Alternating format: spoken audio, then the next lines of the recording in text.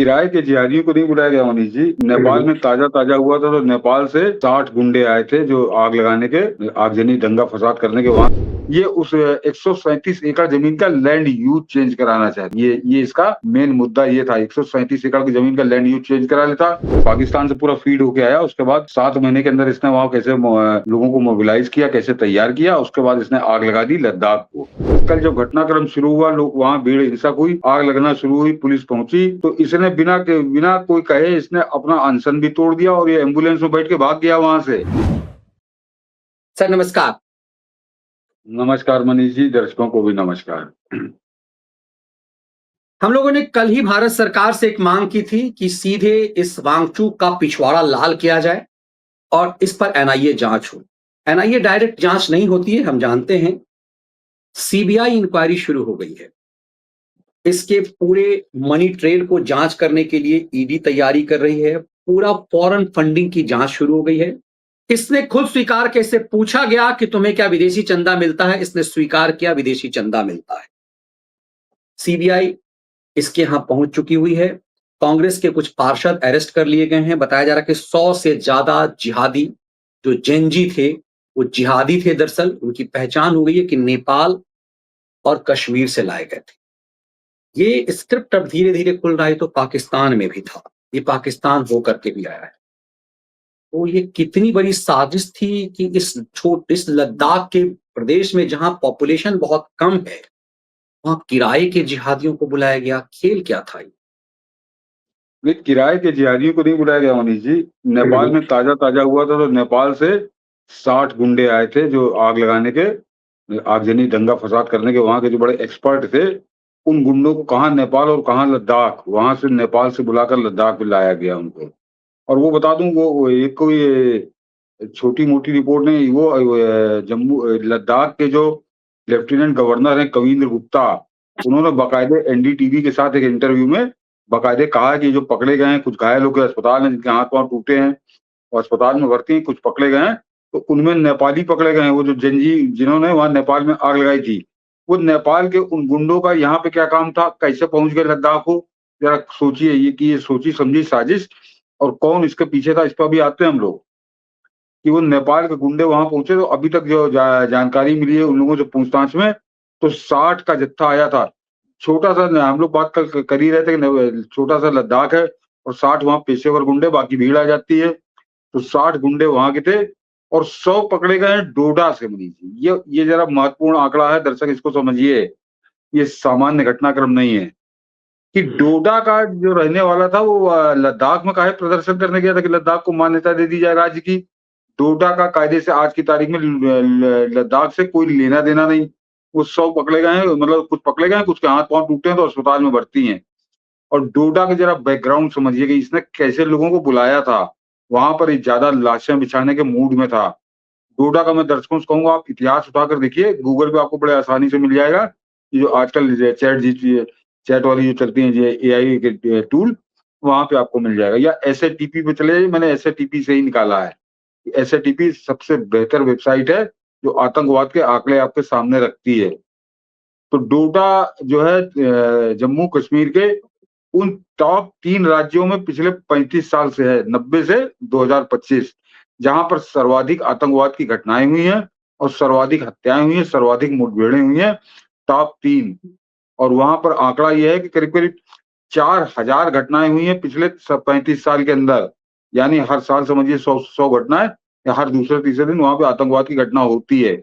और 200 से ज्यादा मुठभेड़ें हुई हैं आतंकवादियों के साथ उसी डोडा जिले में।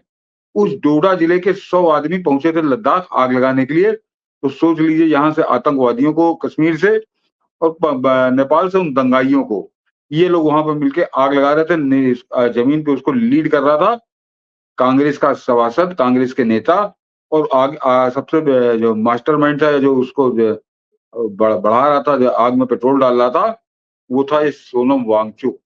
तो ये अपने आप में बता देता। इस पर तो मनीष जी लठ टूटना चाहिए। जो पकड़े गए हैं, खासकर नेपाली जो पकड़े गए हैं, कि तुम यहाँ क्या कर रहे थे और वहां पे तुम आगे बढ़ चल के आग लगा रहे थे, तो किराए के गुंडे बुलाए गए थे कि लद्दाख जलाना। ये और ये दर्शक समझ लें, कल से कुछ लोग मैं देख रहा था कि लद्दाख के बारे, लद्दाख नहीं, लद्दाख तो बहुत सुदूर इलाके में बसा हुआ, वहां का जो आम आदमी है, जो निवासी है, वो बहुत भोला भाला, ये जो इसने गैंग तैयार किया था, ये इसके लोग थे और ये वो जानता था कि ये गैंग तब भी ये भी नहीं कर पाएगा।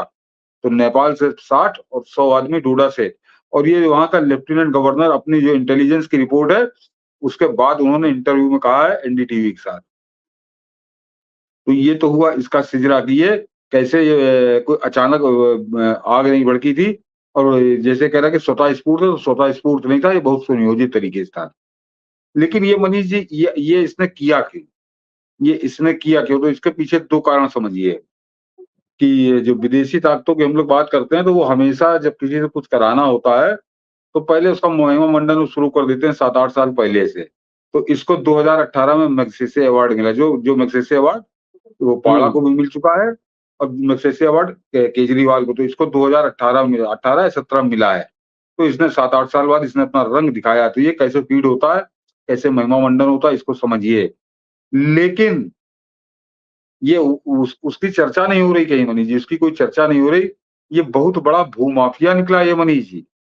इस आदमी को 137 एकड़ जमीन अलॉट हुई थी उसी लद्दाख के अंदर, और वो इसने कोई प्रपोजल बना के दिया था कि यहाँ पर पर्यावरण से संबंधित ये कोई विश्वविद्यालय खोलेगा और उसके लिए जमीन चाहिए।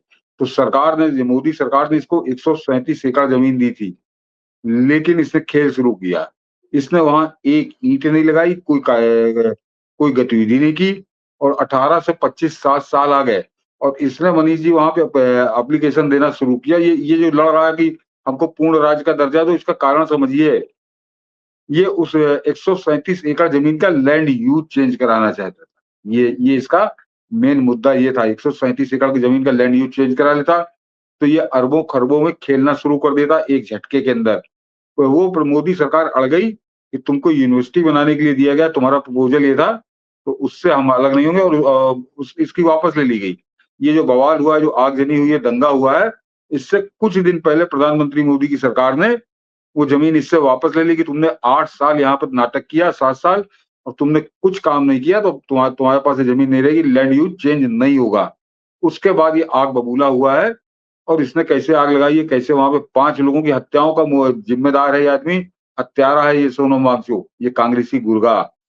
तो लिहाजा इसने वहाँ आग लगाई। तो ये जो पूरी इसने हिंसा करी, आगजनी करी है, इसके पीछे 137 एकड़ ज़मीन है, 137 एकड़, और ज़ाहिर-सी बात है यूनिवर्सिटी बनाने के लिए कुछ समतल ज़मीन मिली होगी, तो पहाड़ के अंदर जो लोग तो घूमे होंगे, जो लोग वहाँ रहते होंगे, आप अच्छे से समझ सकते हो कि समतल ज़मीन का पहाड़ के अंदर क्या मूल्य होता है और कितनी बेशकीमती ज़मीन होती है। और वो इसको मोदी सरकार ने दी थी, ये उसका धंधा करने के जुगाड़ में लगा। लेकिन ये तो इसका जो है कि इग्निशन पॉइंट है कि यहाँ पर ये क्यों आग बबूला हो गया और क्यों ये टूट पड़ा है। लेकिन ये आदमी 2018 में इसको मैग्सेसे पुरस्कार मिलता है, और उसके बाद ये कैसे इसको फीड करना शुरू करते हैं, वो इसका अभी अब सब खुल के इसका काला चिट्ठा आ रहा है। जो अभी मनीष जी ने बताया कि सीबीआई तो अब इसकी जाँच कर ही रही है। ये अभी 2 फरवरी में, यानी आज से 7 महीने पहले, आज 9वाँ महीना चल रहा, 7 महीने पहले ये पाकिस्तान गया था, और वहाँ के मीडिया हाउस के बुलौए पे गया था। तो वहाँ पे ऐसे भूरि-भूरि प्रशंसा एक पाकिस्तान की कर रहा था। इसका ये जो आज यहाँ पे जो लोग कहते हैं ना क्रिकेट नहीं खेलना चाहिए, कभी इसकी गिरेबान पकड़ के नहीं पूछा कांग्रेसियों ने कि तुम क्यों गए थे पाकिस्तान? एक अखबार के बुलौए पे गए थे, क्यों गए थे? कौन सा बड़ा तुम्हारा जाना ज़रूरी था? तो ये वहाँ पहुँचा है, और डॉन अखबार वहाँ का है, वो अपना कोई उसने सेमिनार कराई थी। उस सेमिनार में था, तो मनीष जी मैं शायद पहले भी बता चुका हूँ कि वो आप अपने यहाँ 1-2 बार आए भी हैं। मुजर्रा के अफ़सर हैं आरएन सिंह। आरएन सिंह ने एक बार बहुत खुलकर कहा था ये टाइम्स नाउ पे, अभी दिखाते हैं मनीष जी इसको।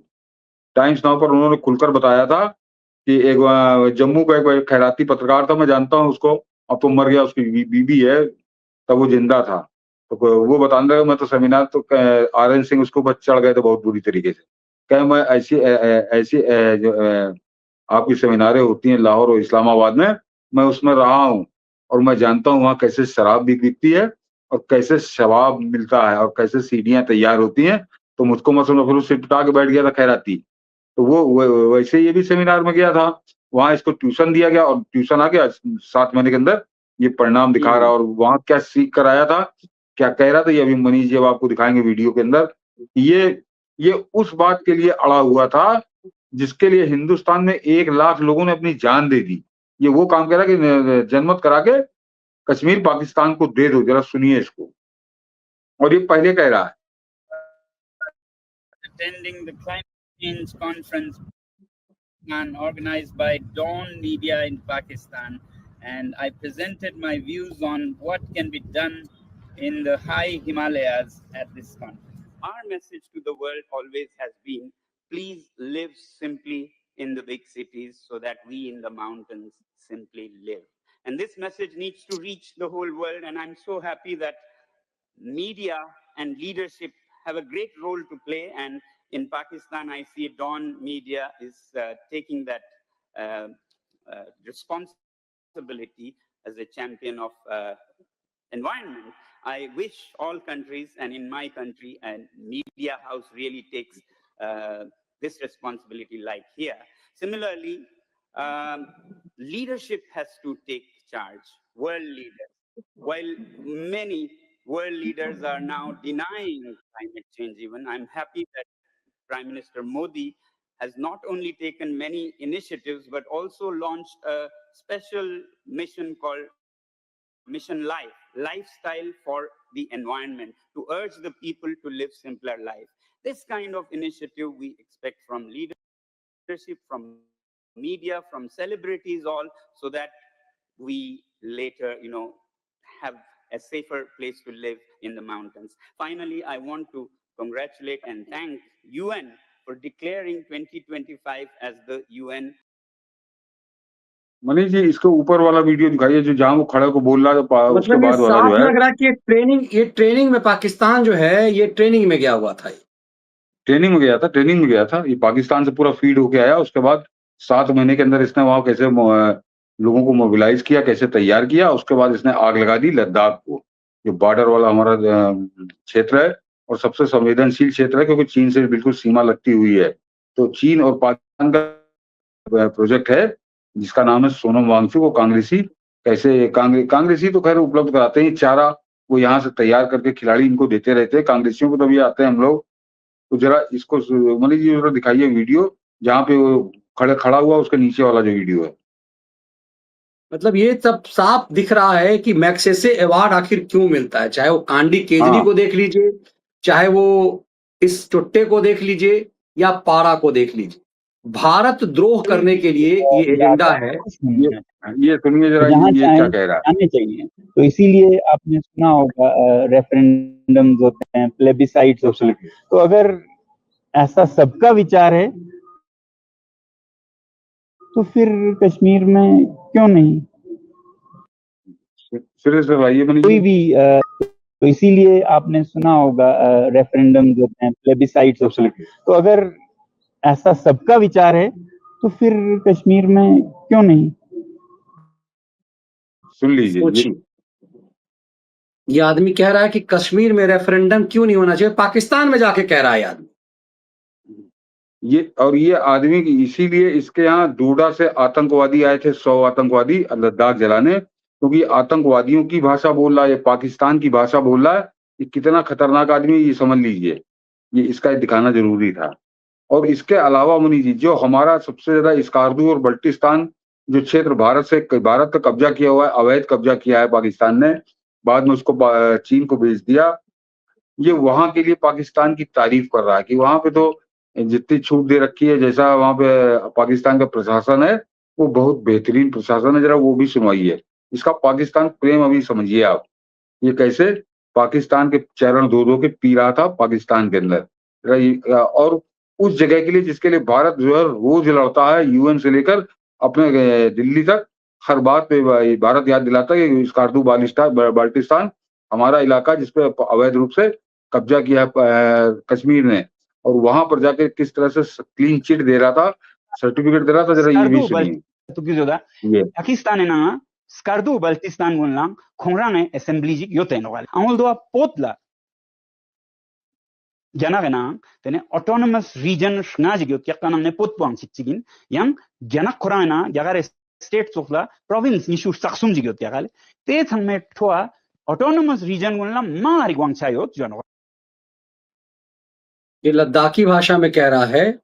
इसके ट्वीट जो है उसमें है, आप इसको पढ़ लेंगे। मैं बता रहा हूँ कि पाकिस्तान को चीन से मिला भोंपू है सोनम वांगचुक, स्कार्दू बल्टिस्तान में स्वायत्तता के लिए पाकिस्तान की सराहना में जुटा रहता है और चीन की तारीफ में चिमगादड़ की तरह उल्टा लटका रहता है।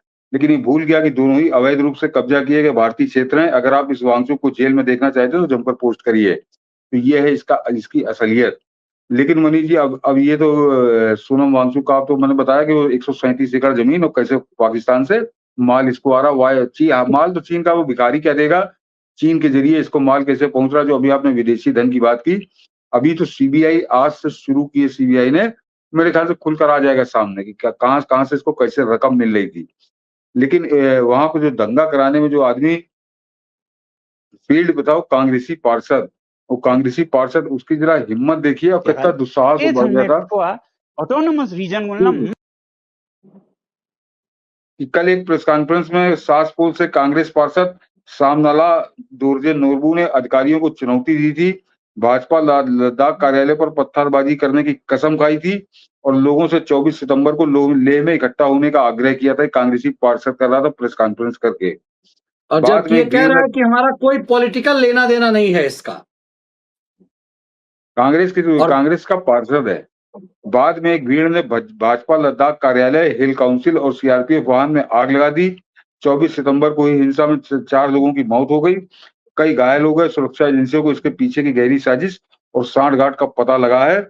इसके पीछे सोनम वांगचुक के साथ दूसरा मास्टरमाइंड कौन है, ये पता लगाया जा रहा है। और जरा इसका सुनवा दीजिए, क्या बोल रहा है। ये प्रेस कॉन्फ्रेंस की सुन लीजिए। ये कसम खा रहा था कि मैं भाजपा कार्यालय में आग लगाऊंगा।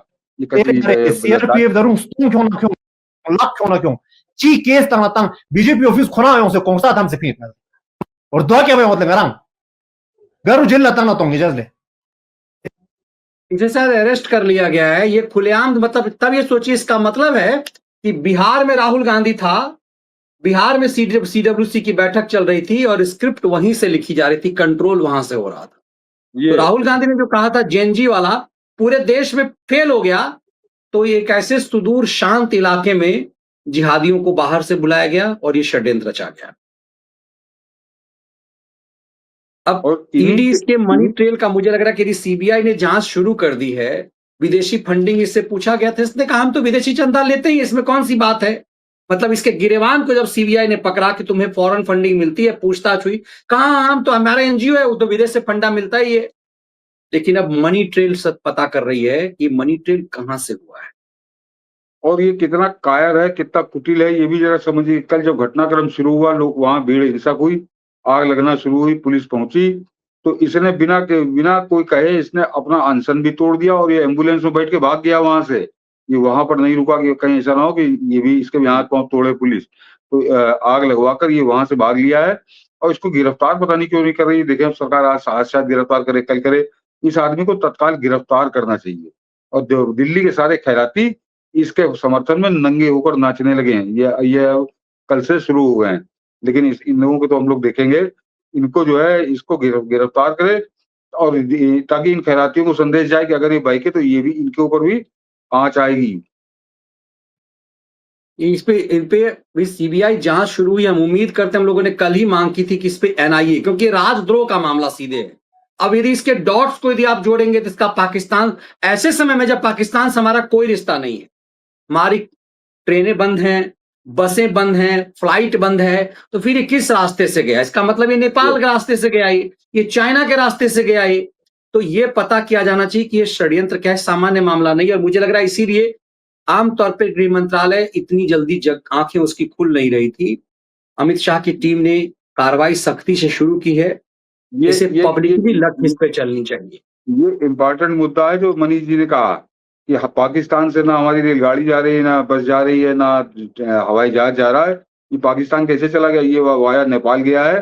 तो इतना जरूरी था कि देश के कानून को ठुकरा कर ये नेपाल के जरिए पाकिस्तान गया है। तो सोच लीजिए कितने इम्पोर्टेंट काम से गया था, सेमिनार में नहीं गया था, ये बड़े जरूरी काम से गया था। वहां कुछ मुलाकातें हुई होंगी, नेपाल से गया हो या फिर चीन में ट्रेनिंग लेकर के गया हो, चीन से ट्रेनिंग लेकर के चीन की फ्लाइट से गया हो। तो इसकी पूरी तरह से कि उसको वीजा कैसे मिला, भारतीय पासपोर्ट के आधार पर इसे पाकिस्तान का वीजा कैसे मिला? पाकिस्तान का वीजा तो लगभग असंभव है अभी। किस रास्ते, जब हमारी फ्लाइट नहीं जा रही है, ट्रेनें नहीं जा रही है, बसें नहीं जा रही है, पैदल आप बॉर्डर क्रॉस नहीं कर सकते, तो ये गया कैसे? ये बेहद गंभीर मामला है। मुझे नहीं लग रहा कि यदि ये सब चीजें नहीं होती तो ये वीडियो इसका आ पाता। ये कैसे कुछ हुआ है, ये बेहद गंभीर मामला है। तब समझ में आएगा कि देश जलाने का खेल जो राहुल गांधी ने किया, ये फेल होने पर ये सुपारी इस लद्दाखी और मेरा जिहादी को क्यों दिया गया। राहुल गांधी का कनेक्शन इससे समझिए कि एक तो कांग्रेसी तो है ही है, उसका इसके साथ जो जमीन पर उतर के दंगा कर रहा था वो भी कांग्रेस का पार्षद है। वो उसको साथ बता रहे मनीष जी गिरफ्तार कर लिया गया, मैंने अभी खबर पढ़ी नहीं, लेकिन वो भी शायद पुलिस की हिरासत में आ चुका है। और राहुल गांधी जो नेपाल के भरोसे था, तो नेपाल से 60 गुंडे किसने बुलाए मनीष, और एक जिले से 100 आतंकवादी किसने बुलाए वहां पर लद्दाख के अंदर हुड़दंग करने के लिए। ये कांग्रेस का बड़ी लीडरशिप का काम है। ये कांग्रेस की जो जम्मू कश्मीर के जो नेता हैं बड़े, उन्होंने सप्लाई किया है। इसकी औकात क्या है, या फिर पाकिस्तान से उनको मैसेज आया कि जाओ वहां पर सोनम वांगचुक बवाल करने जा रहा है, वहां पे आग लगाओ। तो इसका आतंकवाद से कनेक्शन बड़ा गहरा है, और निश्चित तौर पर ये राहुल गांधी के इशारे पे तो सब कर ही रहा है। कल हम लोगों ने बात की थी कि जिस दिन राहुल गांधी बोला उसके एक हफ्ते भर के अंदर ये सारा नाटक हो रहा है। और आज उसकी अम्मा, आज उस राहुल गांधी की अम्मा, आज उस पे तो आते हैं सर, उस पे तो अभी आते हैं। ये अभी इस मामले को निपटा जाए कि कितना गंभीर था। इसका मतलब है कि पूरे देश में आग लगाने की साजिश थी, और क्यों राहुल गांधी ने जैन जिहादी यूज किया था, ये पता चल गया सोनम वांगचुक से।